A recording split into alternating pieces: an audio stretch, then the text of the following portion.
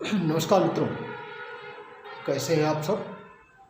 मैं दिलीप त्रिपाठी पत्रकार आप सबका स्वागत कर रहा हूं अपने YouTube चैनल लोकसभा पर। मित्रों, आज के दिन अयोध्या में 14 कोसी परिक्रमा चल रही है। अक्षय नवमी को इस परिक्रमा का आयोजन होता है, तो इस परिक्रमा के बहाने हमने सोचा कुछ परिक्रमा पर भी चर्चा हो। जैसा आप जानते होंगे कि पवित्र अयोध्या नगरी में, यह नगरी जो भगवान की सप्तपुरियों में से एक है, मोक्षदायी नगरी, जहाँ आनंद कंद कौशल चंद मर्यादा पुरुषोत्तम प्रभु श्री राम ने स्वयं अवतार लिया था। इस नगरी के चतुर्दिक 3 परिक्रमाएं आयोजित होती हैं और तीनों ही कार्तिक मास में। सबसे पहली परिक्रमा की शुरुआत आज हो जाएगी, इसको 14 कोसी परिक्रमा कहते हैं। हो जाएगी नहीं बल्कि हो गई है, चल रही है, अभी समाप्ति हो जाएगी। यह परिक्रमा अयोध्या से शुरू होकर के अयोध्या की जो सीमा है, जो शास्त्रीय सीमा है, इस सीमा के किनारे किनारे चतुर्दिक 14 कोस में, जो लोग इसको न समझ रहे हो 14 कोस को, तो वो उसको किलोमीटर में समझे। तो 42 किलोमीटर तो सीधा सीधा होता है, थोड़ा सा रास्ते वगैरह की वजह से ये बढ़ भी जाता है। तो 43-44 किलोमीटर की दूरी श्रद्धालु नंगे पैर मन में आस्था का दीप जलाए, दिल दिमाग में प्रभु श्री राम के प्रति समर्पण और होठों पर राम नाम संकीर्तन लेकर के करते हैं, और यह संख्या लाखों में होती है। जैसे ही मुहूर्त होता है, बल्कि मुहूर्त का भी इंतजार नहीं करते, उतावली इतनी रहती है, और चारों दिशाओं से आने वाले श्रद्धालु अपनी अपनी सुविधानुसार अपनी अपनी जगह पे परिक्रमा की शुरुआत कर लेते हैं, और शुरुआत करके फिर आगे वो मंजिल की तरफ बढ़ते जाते हैं। सबकी मंजिल एक ही होती है, अयोध्या नए घाट पहुंचना है, सरयू स्नान करना है। सरयू स्नान करने के उपरांत जहां से परिक्रमा शुरू किया था, वहां ला करके प्रभु से अगली बार पुनः मिलने के वादे के साथ परिक्रमा की समाप्ति। इसमें वह अयोध्या से निकलते हैं, दर्शन नगर होते हुए, दर्शन नगर में सूर्य कुंड, फिर आगे वहाँ से आगे बढ़ते हुए चारी का सगरा, और फिर बीच में चनौरा के गिरजा कुंड होते हुए फैजाबाद शहर के अब तो लगभग बीचों बीच से गुजर करके, और फिर मिलिट्री छावनी से आगे बढ़ करके गुप्तार घाट से आचमन करते हुए या फिर न करते हुए आगे बढ़ते हुए नए घाट पहुँच जाते हैं। ये उनकी एक व्यवस्था होती है। परिक्रमा पंचकोसी भी है। पंचकोसी परिक्रमा के विषय में यह मान्यता है कि चूँकि अयोध्या में 5000 से भी ज़्यादा मठ मंदिर हैं, साधु संत हैं, साधु संतों से जुड़े स्थल हैं, उनकी समाधियाँ हैं, और हिंदू धर्म में जो विग्रह होता है, जो मूर्तियाँ जहाँ रखी होती हैं, या जो हमारे आदरणीय स्थान हैं, उन स्थानों के चतुर्दिक परिक्रमा का विधान है।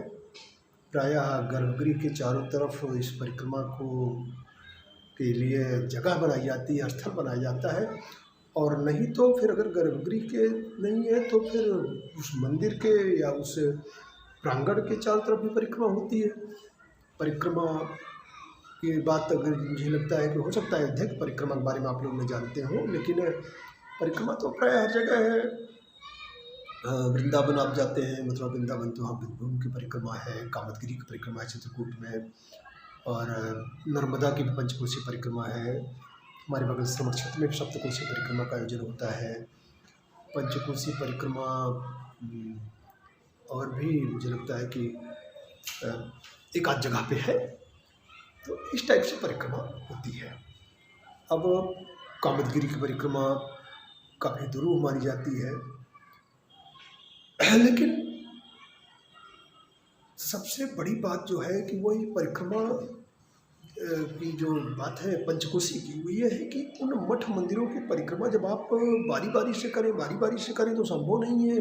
एक तो आपको काफ़ी समय लगेगा, काफ़ी श्रम लगेगा, थक जाएंगे, भूल जाएंगे। तो ये शास्त्रीय मान्यता है कि पंचकोशी परिक्रमा पथ पर अगर आप परिक्रमा कर लेते हैं तो सारे मठ मंदिरों में दर्शन का पुण्य लाभ आपको मिल जाता है। तो इसीलिए पंचकोशी परिक्रमा की व्यवस्था की गई है। अब 14 कोसी परिक्रमा भी है, जिसे आम गृहस्थ आदमी नहीं कर पाते हैं, आम गृहस्थों के लिए वो है भी नहीं। वो साधु संत लोग करते हैं और बगल के बस्ती जनपद से मखौड़ा से शुरू करके और अयोध्या के श्रृंगी ऋषि और फिर आगे बढ़ते हुए अम्बेडकर नगर जनपद में भी पहुंच जाते हैं और फिर बाराबंकी और गोंडा तमाम उनके स्थल हैं। बाद में अयोध्या में आकर के और एक भंडारे के साथ परिक्रमा समाप्त हो जाती है। अब बात आती है कि अभी एक संशोधन भी मैं करता चलूँ। मैं बार बार जब कह रहा हूँ कि मंदिर के चारों तरफ, विग्रह के चारों तरफ, मूर्तियों के चारों तरफ, तो एक भ्रम शायद मन में आपके आ रहा होगा, तो उसका भी निवारण करता चलूँ। उस भ्रम में ये है कि भगवान शंकर के विग्रह की उनकी पूरी परिक्रमा नहीं की जाती है, उनकी आधी परिक्रमा का विधान है। ये सब आप जानते होंगे, नहीं जानते हैं तो चर्चा हो गई है। इसके विषय में विशेष रूप से अध्ययन कर ले, या फिर नहीं होगा तो कोई अलग वीडियो में चर्चा की जाएगी।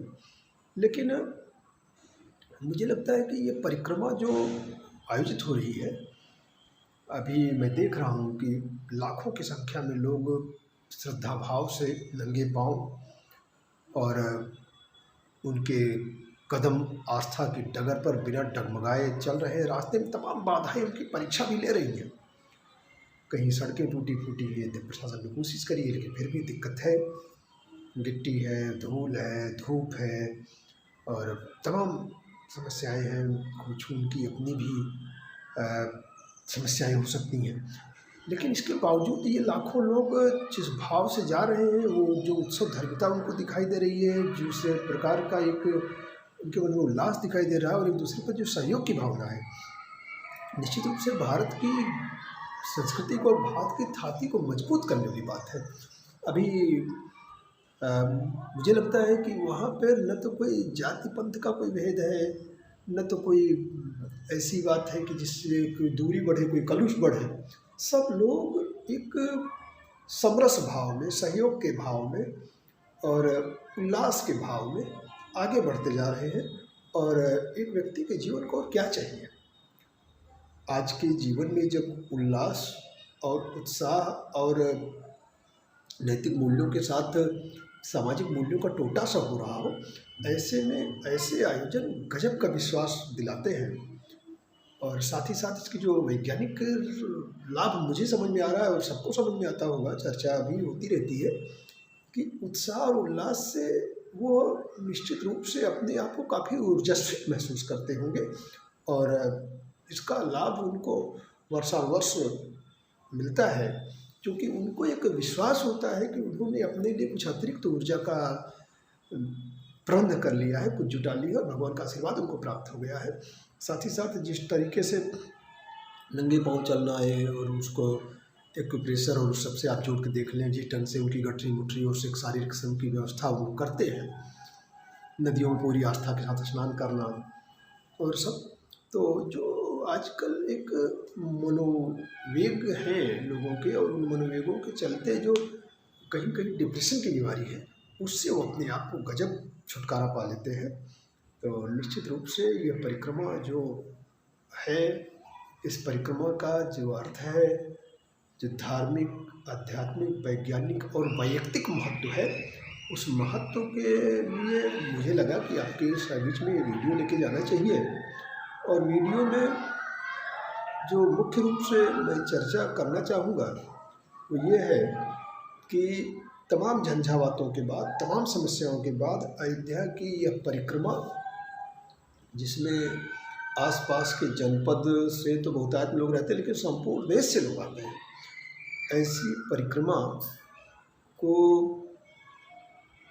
अयोध्या गजब का स्वीकार करती है और अयोध्यावासी पूरी तन्मयता से परिक्रमार्थियों के स्वागत में लगते हैं।